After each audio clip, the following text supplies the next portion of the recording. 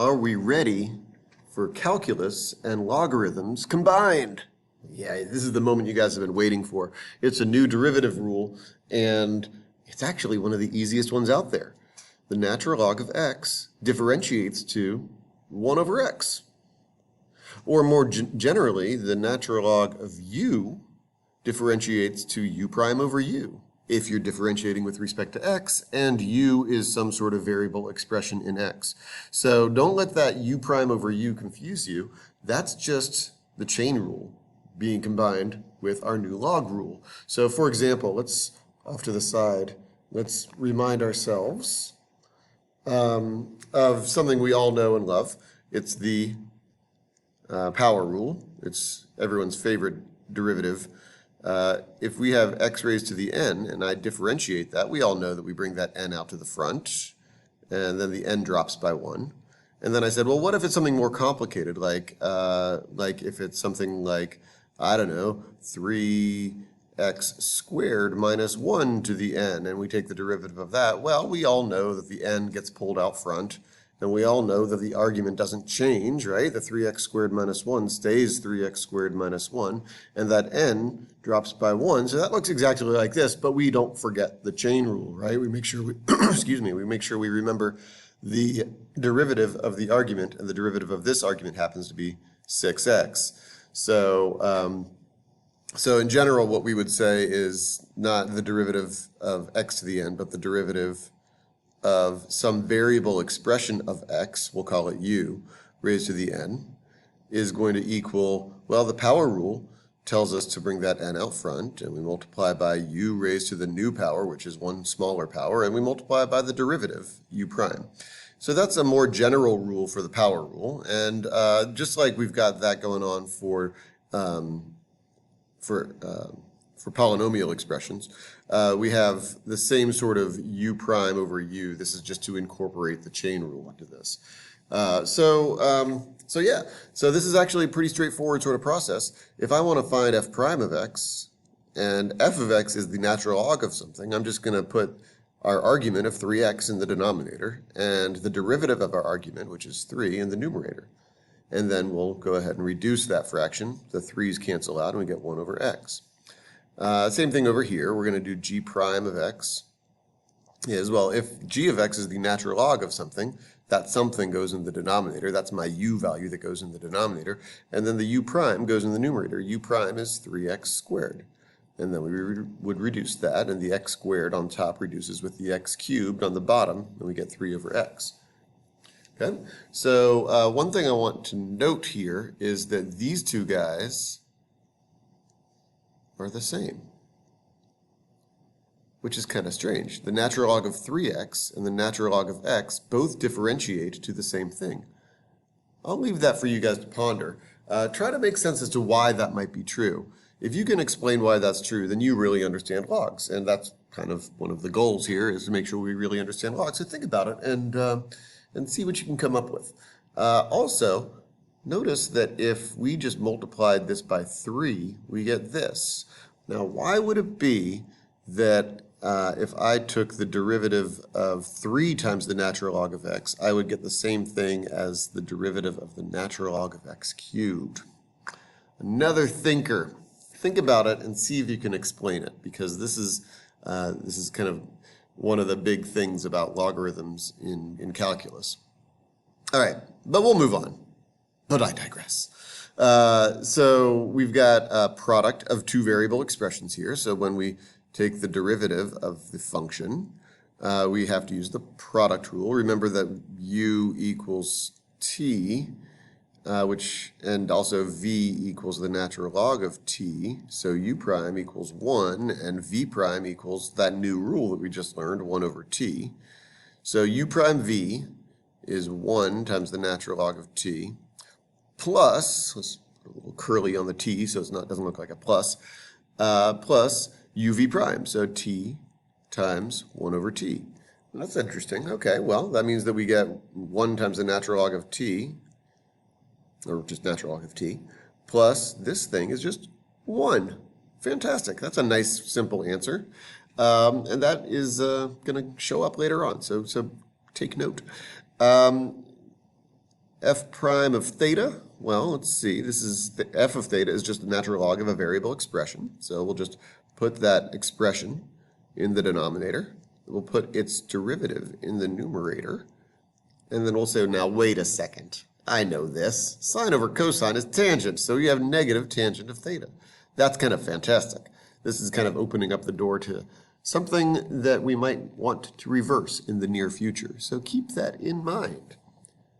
All right, so a couple more examples of derivatives. When we take the derivative of this, please don't think, oh, well, this is the same thing as 1/2 natural log of y. Some people will do that, but that's not true. Why not? Because we're not taking the square root of y, we're taking the square root of the entire thing. So it might help to rewrite this as natural log of y parentheses raised to the 1/2, right? Very different from the natural log of the square root of y, right? Order matters, right? These guys are the same, but we're not dealing with that. We're dealing with this. So this is actually more like the power rule that we were just talking about off to the side, right? It's this thing right here. We have some variable expression raised to the n. Okay, that variable expression happens to be a logarithmic expression, but that's okay because we now know how to deal with logarithmic expressions. So the first thing we do is power rule. That's the outer function. So when we take the derivative of u raised to the 1/2, we're going to take that 1/2, pull it out front. Does the argument change? Of course not. The argument stays the same. And this 1/2 is going to drop by 1. 1/2 minus 1 is negative 1/2. But don't forget the chain rule. So the chain rule says we're going to multiply by the derivative of the argument, and we know that the derivative of the natural log of y is 1 over y. Alrighty, so that's your final answer, unless you want to simplify it, which we do. Everything goes down to the bottom, right? There's just a 1 on the top. There's a 2 on the bottom, there's a y on the bottom, and there's also a square root of the natural log of y on the bottom. And that would be a nicer final answer. All right, now hopefully you've kind of thought about this, this concept that I was alluding to up here. It's better to expand first, right? Remember that the natural log of 3 times x is the same thing as the natural log of 3 plus the natural log of x. And after all, this natural log of 3 is a constant. So the natural log of 3x, this is a constant. The natural log of 3x is just the natural log of x plus a constant. So its graph is just a vertical shift, and a vertical shift doesn't change the slope, right? This is a plus c. We're shifting it up, so it's not going to change the derivative. So that's why we end up getting the same answer here. And likewise, over here, we can expand this, again, just using properties of logs. I'm not taking a derivative here. I'm just saying, oh, the natural log of x cubed is the same thing as 3 times the natural log of x. Hopefully you guys made that connection when I was alluding to it earlier. So when I take the derivative, well, the scalar constant of 3 sticks around, and we just multiply that by 1 over x, and boom, there we go. So the moral of the story is, on these easy problems, we didn't have to, but it might have been nice to expand, because then we have, in this case, a scalar constant. Scalar constant. So, so that's a nice thing to do here, but definitely not required. It's also not required down here, but it's a super nice thing to do, because think about this. If we don't use properties of logs, we're going to have to put u in the denominator, which is a fraction in the denominator, yuck, and then we have to do u prime in the numerator, and that's going to be the quotient rule in the numerator, double yuck. Don't do it that way. Use properties of logs to make your life easier.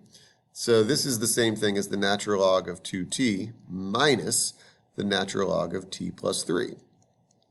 And suddenly we've eliminated the need for quotient rule, which is really, really useful, because quotient rule can be time consuming, and you're likely to make a mistake if you're putting it inside a fraction. So, so we're going to save ourselves that headache by expanding it out. You could, if you wanted to, expand this out a little bit more. I'll go ahead and do that. Or you could maybe do that part the way we did example A just a minute ago, or several minutes ago. But either way is fine with me. I don't really care how you deal with that, because it's such a simple problem. But remember, this is still a of t. We haven't done any calculus yet. Make sure you're labeling your work. Don't just write it down and make me figure out what you're writing. Actually label what this is that we're writing. So now, because we're about to take the derivative, I'm going to start a new equation, a prime of t, and the constant goes away, and then the natural log of t is 1 over t. It's not. The derivative of the natural log of t is 1 over t, and then minus the derivative of the natural log of t plus 3. And that is an acceptable final answer. Sometimes we'll go ahead and find that common denominator. So we'll have t plus 3 in the first fraction, and we'll have a minus t from the second fraction, and then the denominator is t times t plus 3. And that's just a little common denominator action. T minus t is 0, so we just have 3 over t times t plus 3. Whoa, come on, computer. T plus 3. And that would be probably the multiple choice version that you're looking for in a multiple choice problem.